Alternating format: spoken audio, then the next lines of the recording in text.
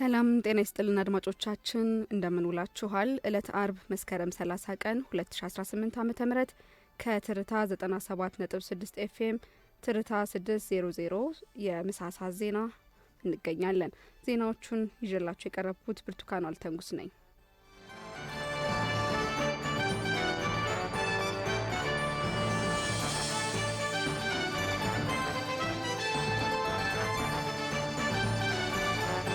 ትርታ 97.6 ኤፍኤም ትርታውን እያዳመጡ አብረውን ይቆዩ።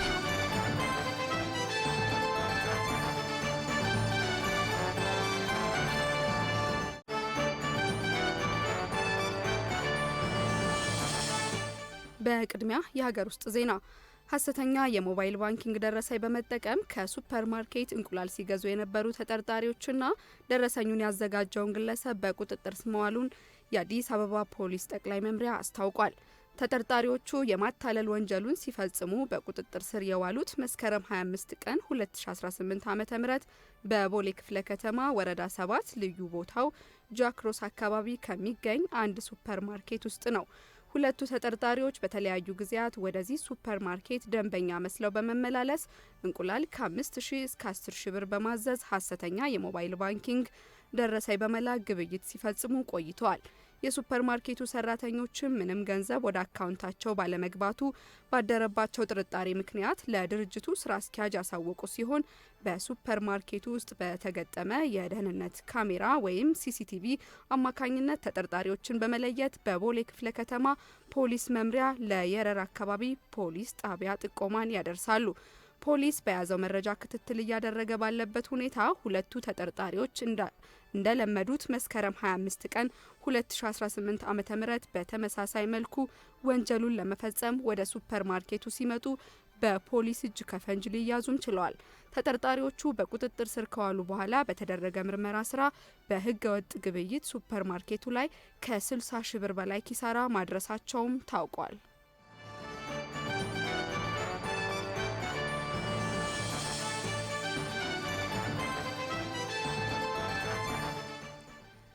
ከተሽከርካሪ በሚለቀቅ ጭስ የሚከሰተውን የበካይ ጋዝ ልቀት ለመከላከል የሚያስችሉ ተግባራት ተጠናክረው እንደሚቀጥሉ የአዲስ አበባ ትራንስፖርት ቢሮ አስታወቀ። ቢሮው በሀገር አቀፍ ደረጃ የወጣውን የተሽከርካሪ በካይ ጋዝ ልቀት መጠን ደረጃና የአፈጻጸም መመሪያ ተግባራዊ ለማድረግ የሚያግዘውን ግንዛቤ ለተለያዩ ባለድርሻ አካላት ትላንትና ሰጥቷል። የአዲስ አበባ ትራንስፖርት ቢሮ ኃላፊ ያብባል አዲስ የተሽከርካሪዎች ለረጅም ጊዜ አገልግሎት መስጠት በቴክኖሎጂ አለመመዘንና ከነዳጅ አይነቶች ጋር ያሉ ማነቆዎች ለችግሩ ተጠቃሽ መሆናቸውን ተናግረዋል። መንግስት ችግሩን ለመፍታት በሀገር አቀፍ ደረጃ በተሽከርካሪዎች በካይ ጋዝ ልቀት ላይ ቁጥጥር ለማድረግ የሚያስችል መመሪያ ማውጣቱን አስታውቀዋል። ቢሮው መመሪያውን ተግባራዊ ለማድረግ ለባለድርሻ አካላት የግንዛቤ ማስጨበጫ መርሃ ግብር ማካሄዱን ጠቅሰው ለተፈጻሚነቱ የሚመለከታቸው አካላት ኃላፊነታቸውን እንዲወጡም አሳስበዋል። የአረንጓዴ አሻራ መርሃ ግብርና በኤሌክትሪክ የሚሰሩ ተሽከርካሪዎችን በስፋት ጥቅም ላይ ለማዋል የተጀመሩ ተግባራት ከበካይ ጋዝ ልቀት ጋር በተያያዘ የሚፈጠሩ ችግሮችን ለመፍታት እንደሚያግዙ ኃላፊው ተናግረዋል። የፓርትነርሺፕ ፎር ሄልዝ ሲቲ ፕሮጀክት ከፍተኛ አማካሪ ተፈሪ አበጋዝ በበኩላቸው ከተሽከርካሪዎች የሚወጣው በካይ ጋዝ ጤናማ አካባቢ ለመፍጠር ለሚደረገው ጥረት ፈተና መሆኑን ገልጸዋል። በዚህም ከተሽከርካሪዎች የሚወጣውን የበካይ ጋዝ ልቀት ለመቆጣጠር መመሪያውን በፍጥነት መተግበር አስፈላጊ ነው ብለዋል። የተሽከርካሪ የቴክኒክ ምርመራ ማህበር ምክትል ሰብሳቢ በኃይሉ ገረሱ ከበካይ ጋዝ ልቀት ጋር በተያያዘ የወጣው መመሪያ ውጤታማ እንዲሆን ማህበሩ የበኩሉን ሚና እንደሚጫወት አስታውቋል። የጎ ታክሲ ባለንብረቶች ሰብሳቢ ሰላማዊት ጌታቸው በበኩላቸው ተሽከርካሪዎች ከበካይ ጋዝ ልቀት ነፃ እንዲሆኑ የሚከናወኑ ተግባራት የሚበረታቱ መሆናቸውን ተናግረዋል። ላብነት የኤሌክትሪክ ተሽከርካሪዎች በስፋት እንዲገቡ መደረጉና የበካይ ጋዝ ልቀትን ለመቆጣጠር መመሪያ መውጣቱ የሚደገፍ ተግባር መሆኑን አንስተዋል። መንግስትም ተሽከርካሪዎች ከበካይ ጋዝ ልቀት ነፃ እንዲሆኑ ለዘርፉ ተዋናዮች አስፈላጊውን ድጋፍ እንዲያደርግ ጠይቀዋል ሲል ኢዜአ ዘግቧል።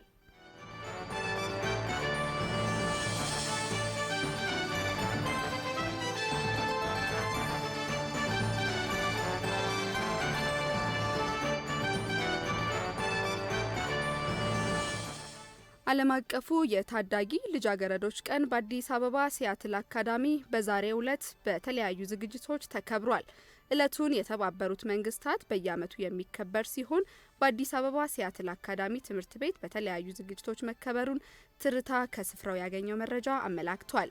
በመርሃ ግብሩ ላይ የሴቶችና ማህበራዊ ጉዳይ ሚኒስቴር፣ የተባበሩት መንግስታት ድርጅት በኢትዮጵያ የኖርዌይ፣ ስዊድን ኤምባሲ ከፍተኛ የስራ ኃላፊዎችና አምባሳደሮች እንዲሁም ጥሪ የተደረገላቸው እንግዶች ተገኝተዋል።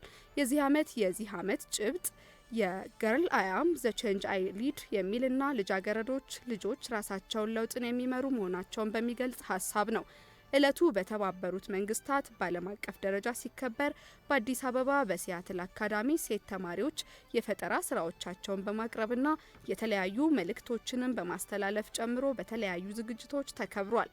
ዓለም አቀፉ የታዳጊ ልጃገረዶች ቀን በትምህርት ቤቱ እንዲከበር የተመረጠው ለተማሪዎች በሮቦትና ሰው ሰራሽ አስተውሎት ላይ ልዩ ትኩረት ሰጥቶ በመስራቱ በተለይም በዚህ ሂደት የሴቶች ሚና ከፍተኛውን ድርሻ መውሰድ አለበት በሚል እየሰራ መሆኑ ነው ሲሉ የሲያትል አካዳሚ ምክትል ስራ አስኪያጅ ሙሉነህ አያሌው ተናግረዋል። አያይዘውም ልጆች ከታች ጀምሮ ቢዝነስና የፈጠራ ሀሳብ እንዲሁም ቴክኖሎጂ ላይ ግንዛቤ ኖሯቸው ማደግና መማር እንዳለባቸው ተቋማቸው ለሌሎችም የሚያካፍለው ተሞክሮ እንደሆነ ገልጸዋል።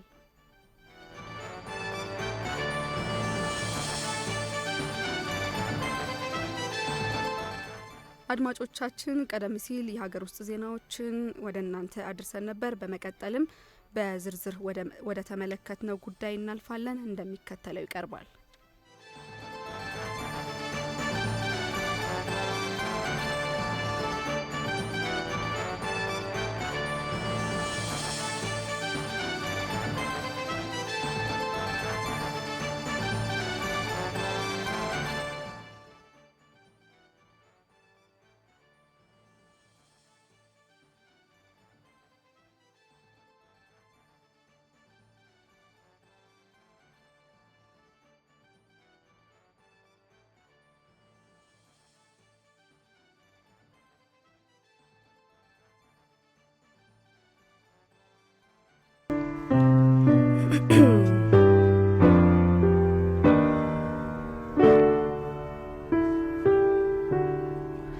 I was born by the river in a little tent, oh, just like the river I've been running ever since. It's been a long time coming, but I know change gon' come, oh yes.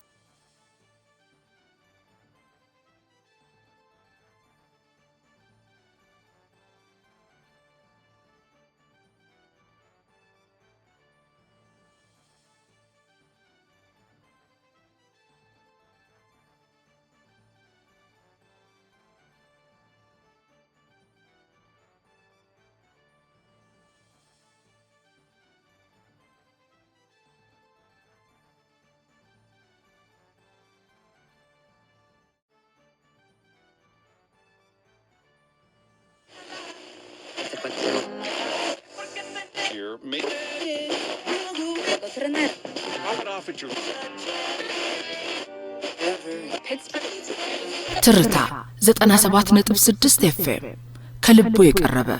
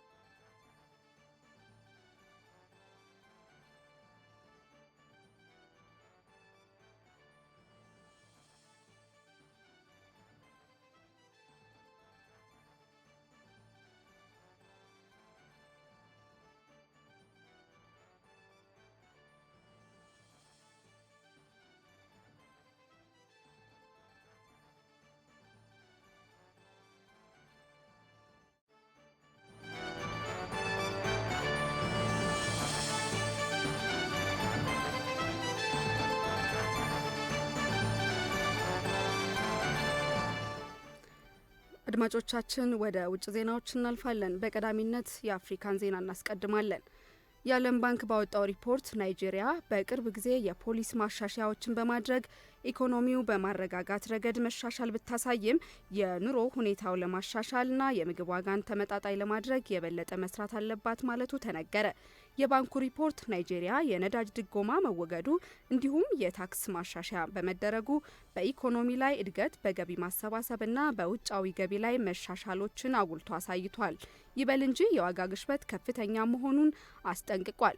በ2025 የመጀመሪያዎቹ 6 ወራት የናይጄሪያ የአፍሪካ ትልቁ ኢኮኖሚ 3.9 በመቶ ማደጉን የገለጸው ባንኩ ካለፉት ዓመታት ተመሳሳይ ወቅት ከነበረው ጋር ሲነጻጸር መሻሻል ማሳየቱን ተመላክቷል። የኢኮኖሚውን መሻሻል ያለበትን ደረጃ በዝርዝር የጠቀሰው ሪፖርቱ እድገቱ የሀገሪቱ ዜጎች ሕይወት ላይም ሊታይ በሚችል መልኩ እንዲሆን ተጨማሪ ስራዎች መሰራት እንዳለባቸው የዘገበው ሮይተርስ ነው።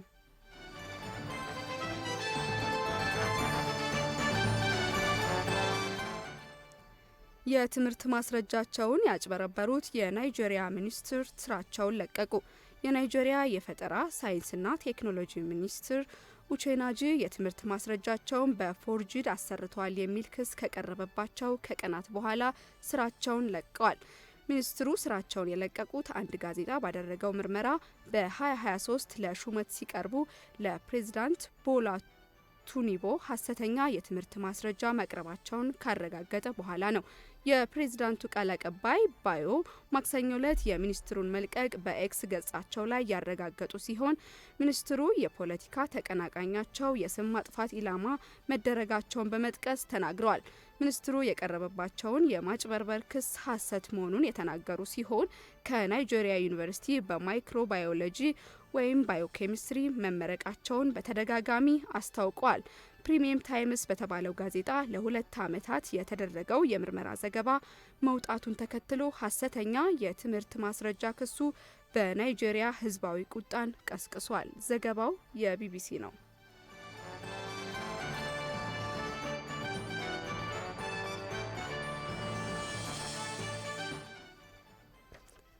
ወደ ዓለም አቀፍ ዜናዎች አለፍን። በፊሊፒንስ በሬክተር ስኬል 7.5 የሚመዝን የመሬት መንቀጥቀጥ ተከስቶ የአንድ ሰው ሕይወት አልፏል።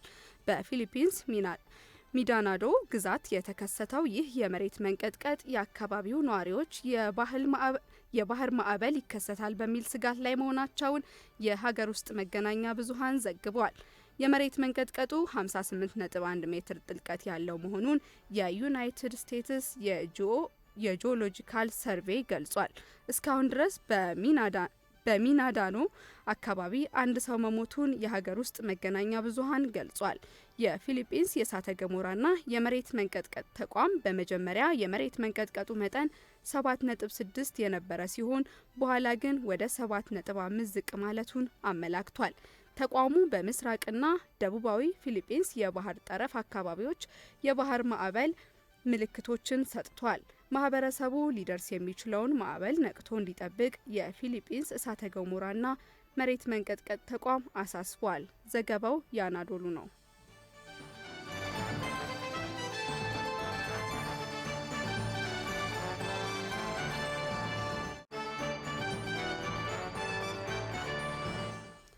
የእስራኤል የደህንነት ካቢኔ የመጀመሪያውን ዙር የጋዛ ተኩስ አቁም ስምምነት በአብላጫ ድምፅ አጽድቋል። የጠቅላይ ሚኒስትር ቢንያሚን ኔታንያሁ ጽህፈት ቤት እንዳስታወቀው በፕሬዝዳንት ዶናልድ ትራምፕ የቀረበው የተኩስ አቁም ስምምነት ቀሪ የእስራኤል ታጋቾችን የሚያስለቅቅና ዘላቂ ሰላምን የሚያመጣ እንደሆነ ታምኖበታል። በስምምነቱ መሰረት እስራኤል 53 በመቶ ከሚሆነው የጋዛ ክፍል ጦሯን የምታስወጣ ሲሆን ሐማስ በበኩሉ 20 የእስራኤል ታጋቾችን በ72 ሰዓታት ውስጥ የሚለቅ ይሆናል። በተመሳሳይ እስራኤል 250 እስረኞችንና በጋዛ ዘመቻ በቁጥጥር ስር ያዋለቻቸውን 1700 በላይ ሰዎች እንደምትለቅ ለቢቢሲ ዘግቧል። የሐማስ ከፍተኛ ባለስልጣን ሀሊል አልሀያ በበኩላቸው ዶናልድ ትራምፕ ያቀረቡት የተኩስ አቁም ስምምነት እቅድ ዘላቂ ሰላምን የሚያመጣ ነው ብሏል። ታጣቂ ቡድኑ ለትራምፕ የተኩስ አቁም እቅድ ፈጣን አዎንታዊ ምላሽ መስጠቱን ገልጸው ስምምነቱ ያለምንም ችግር ተግባራዊ እንዲደረግ ከዋሽንግተን መተማመኛ አግኝተናል ነው ያሉት። ስምምነቱን ተግባራዊ ለማድረግ ሐማስ በጋዛ ከሚንቀሳቀሱ ሌሎች ኃይሎች ጋር በጋራ ለመስራት ቁርጠኛ መሆኑን አረጋግጠዋል። የእስራኤልና ሐማስ የተኩስ አቁም ስምምነትን ተከትሎ የተባበሩት መንግስታት ምግብ፣ መድኃኒትና ነዳጅ ወደ ጋዛ ለማጓጓዝ ዝግጁ መሆኑን ነው የተገለጸው።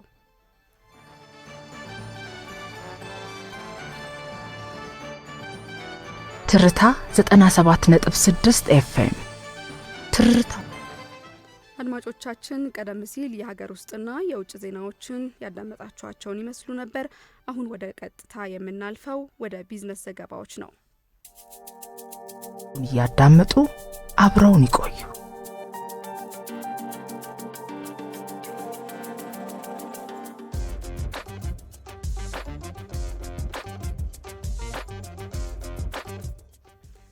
የማዳበሪያ ፋብሪካ በሀገር ውስጥ መገንባቱ ለግብርናው ሴክተር አበርክቶ የጎላ መሆኑ ተገለጸ። በግብርና ሚኒስቴር የግብዓት አቅርቦት መሪ ስራ አስፈጻሚ አቶ መንግስቱ ተስፋ ከኢዜአ ጋር ባደረጉት ቆይታ ፕሮጀክቱ በሀገራችን የመጀመሪያ በመሆኑና በዘርፉ የሚስተዋሉ እክሎችን በማስታረቅ ረገድ የጎላ ሚና እንዳለው አንስተዋል። እንደ ሀገር ዘርፈ ብዙ ጥቅም እንዳለው ጠቁመው በተለይም ለግብርናው ዘርፍ ማርሽ ቀያሪ ትልቅ ተግባር ስለመሆኑ በአጽንኦት ገልጸዋል። ቀዳሚው የግብርና ዘርፍ ተልዕኮ ምርትና ምርታማነትን መጨመር መሆኑንና ለዚህ ደግሞ ግብዓት ወሳኝ መሆኑን አንስተዋል። ተልዕኳችንን በሚፈለገው ልክ ለማሳካት የአፈር ማዳበሪያ ፋብሪካ በሀገር ውስጥ መገንባቱ ቁልፍ ጉዳይ ነው ሲሉ በአጽንኦት ገልጸዋል። የአፈር ማዳበሪያ ፋብሪካ በሀገር ውስጥ መገንባቱ የሚጨምራቸው በጎ ነገሮችና የሚቀንሳቸው ጫናዎች እንዳሉም ነው ያስረዱት። በዚህም መሰረት በምንፈልግበት ጊዜ የምንፈልገውን መጠንና አይነት አፈር ማዳበሪያ ለማግኘት ያስችላልም ነው ያሉት። ላብነትም ከዓለም ሀገራት ጋር ተወዳድረን የምንፈልገውን የአፈር ማዳበሪያ አይነት ለማግኘት ተቸግረን እናውቃለን ሲሉም አስታውሷል። ከዚህ አኳያ የአፈር ማዳበሪያ ፋብሪካ በሀገር ውስጥ መገንባቱ ከፍተኛ ሚና እንዳለው በአጽንኦት ገልጸዋል።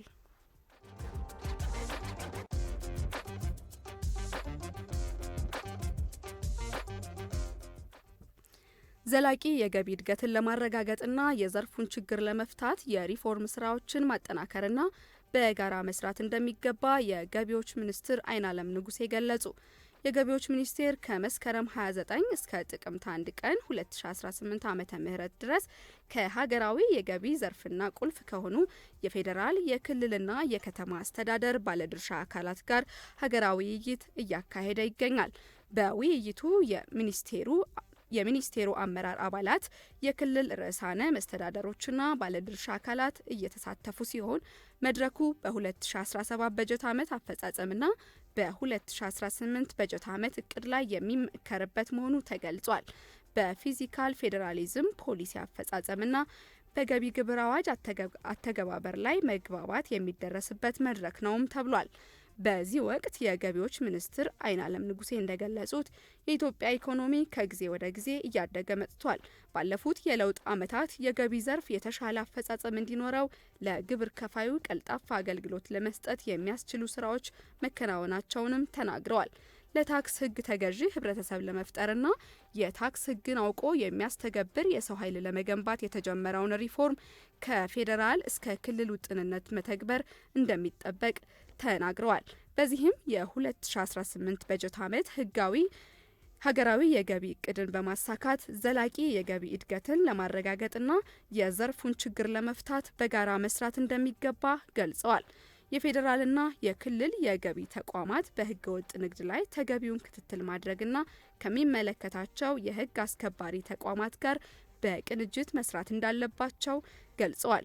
ከታክስ መረቡ ውጪና በታክስ መረቡ ውስጥ የሆነው ህገወጥ ተግባር የሚፈጽሙትን ስርዓት ማስያዝና የዜጎችን ሞራል መገንባት እንደሚጠበቅም አብራርተዋል።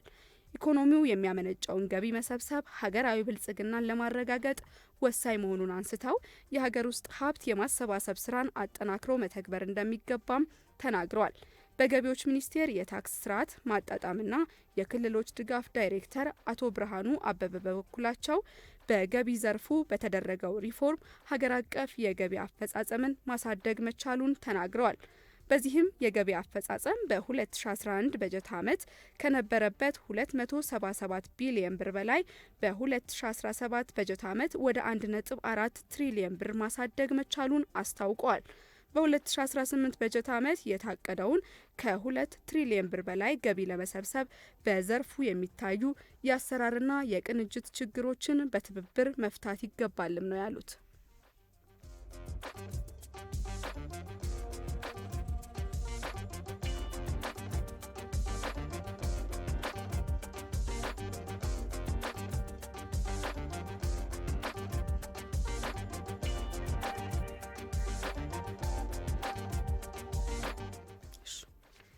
አድማጮቻችን ቀደም ሲል ከሀገር ውስጥና ከውጭ ያገኘናቸውን የቢዝነስ ዜናዎችንም ያደረስናቸው ይመስሉ ነበር።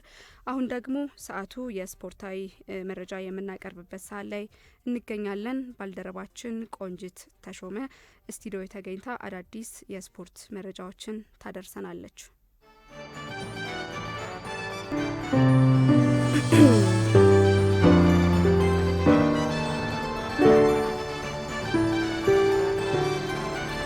I was born by the river.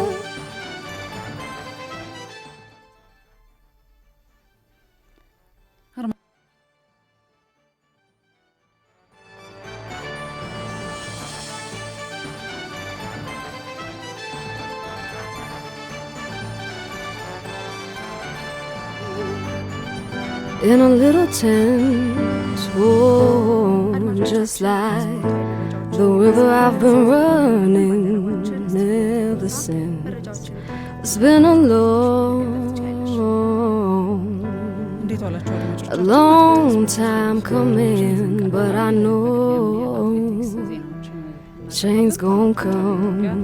Oh yes. 25ኛ ጊዜ የሚያደርገውን የ10 ኪሎ ሜትር የጎዳና ላይ ሩጫ ለአሸናፊዎች ከፍተኛ የተባለውን የገንዘብ ሽልማት ማዘጋጀቱን ይፋ አድርጓል። አትሌቶች በሁለቱም ጾታ ለሚያሸንፉ የ400,000 ብር ሽልማት ማዘጋጀቱን አስታውቋል። ከ2017 ጀምሮ የዓለም አትሌቲክስ ከፍተኛ የሌቭል ሮድ ሬስ ደረጃ የተሰጠው ታላቁ ሩጫ በኢትዮጵያ ዓለም አቀፍ የ10 ኪሎ ሜትር ውድድር በአጠቃላይ ሽልማት እንደየደረጃቸው 1.8 ሚሊዮን ብር ማዘጋጀቱን ነው ይፋ ያደረገው። ከዚህ በፊት ለአሸናፊዎች ይሰጥ የነበረው 250,000 ብር እንደነበረ የሚታወስ ሲሆን ከ60 በመቶ በላይ ከፍ በማድረግ 400,000 ብር ሽልማት ማዘጋጀቱን ነው የገለጸው። ሁለተኛ ሆነው ውድድሩን ለሚያጠናቅቁ ደግሞ የ200,000፣ ሶስተኛ ደረጃ ለሚያገኙ የ100,000 ብር ሽልማት አዘጋጅተዋል። 43ኛው የቺካጎ ማራቶን የፊታችን እሁድ ይደረጋል። ኢትዮጵያውያን አትሌቶች በሁለቱም ጾታ የአሸናፊነት ግምት ተሰጥቷቸዋል። የቫሌንሺያ ማራቶን አሸናፊዋ መገርቱ አለሙ እሁድም በቺካጎ ማራቶን ላይ ለድል ትጠበቃለች። 2 ሰዓት ከ16 ደቂቃ ከ34 ሰከንድ የግል ምርጥ ሰዓቷ ነው የመገርቱ። በወንዶች ኢትዮጵያውያን አትሌቶች ሰይፉ ቱራና ሁሰዲን መሐመድ እንደዚሁም የኬንያ አትሌቶች ለአሸናፊነት ግምት ተሰጥቷቸዋል። ትላንት የተካሄዱ የአፍሪካ ዋንጫ የዓለም ዋንጫ የ2026 የዓለም ዋንጫ የአፍሪካ ሀገሮች የማጣሪያ ጨዋታዎች አሉ። አልጄሪያ፣ ግብጽ፣ ሞሮኮና ቱኒዚያን ለዓለም ዋንጫ የተቀላቀለችበት ውጤትን በትላንትናው ዕለት አስመዝግባለች። በቀድሞ የማንቸስተር ሲቲና ሌስተር ሲቲ ተጫዋቿ ሪያድ ማህሬዝ እየተመራች የ2026ቱን የዓለም ዋንጫ ማለፏን አረጋግጣለች። ቡድኑ ሶማሊያን 3-0 በሆነ ውጤት ነው ያሸነፈው። እንግዲህ በዚህም መሰረት አፍሪካን ወክላ ከ2014 በኋላ የዓለም ዋንጫን የምትቀላቀል ሀገር መሆኗን አልጄሪያ አረጋግጣለች። በጨዋታው አሁን ለሳውዲ ሊግ ለአልሂላል ክለብ የሚጫወተው ማህሬዝ በ19ኛው ደቂቃ ግብ አስቆጥሯል። መሐመድ ኡሞራ በ7ና 57ኛው ደቂቃ 2 ግቦችን በማስቆጠር አልጄሪያ 3-0 በሆነ ውጤት አሸንፋ በምድብ 7 የመጀመሪያ ደረጃውን ይዛ የዓለም ዋንጫውን መቀላቀሏን አረጋግጣለች።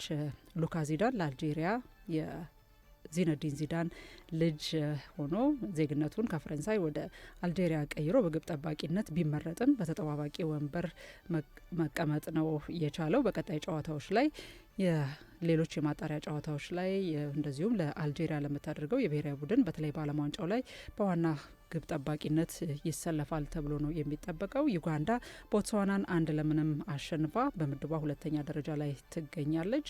በጊኒ የተሸነፈችው ሞዛምቢክን በ3 ነጥብ በልጣ 18 ነጥብ ይዛ ሁለተኛ ደረጃ ላይ ነው የምትገኘው። ዩጋንዳ ከምስራቅ አፍሪካ ከምድቧ ሁለተኛ ሆና የማለፍ ያላት ሀገር ናት። ላይቤሪያ በሜዳቸው ናሚቢያን 3-1 በማሸነፍ እንግዲህ በቀጣይነት ቱኒዚያን አንደኛ ደረጃ ላይ የምትገኘው ቱኒዚያን በመግጠም በምድቡ የማለፍ ተስፋቸውን ይዘው የሚጫወቱ ይሆናል። አጫጭር የስፖርት ዜናዎችን እነዚህን ይመስላሉ። አድማጮቻችን በምሽቱ የትርታ የራስ ሰዓት መሰናዷችን ከመረጃዎች ጋር እንገናኛለን። ቆንጂት ላደረሽን ስፖርታዊ መረጃ እናመሰግናለን። የተከበራችሁና የተወደዳችሁ አድማጮቻችን የዛሬው የዕለት አርብ የመስከረም 30 ቀን 2018 የትርታ 600 የምሳሳት ዜናዎችና መረጃዎች እነዚህን ይመስሉ ነበረ። ዜናውን እየመራው ቆይታ ያደረግኩት ብርቱካን ዋልተንጉስ ነበር። ቀሪ የትርታ መሰናዶች እስከ እኩለ ሌሊት 6 ሰዓት ድረስ መደመጣቸውን ይቀጥላሉ። ሰናይ ቀን።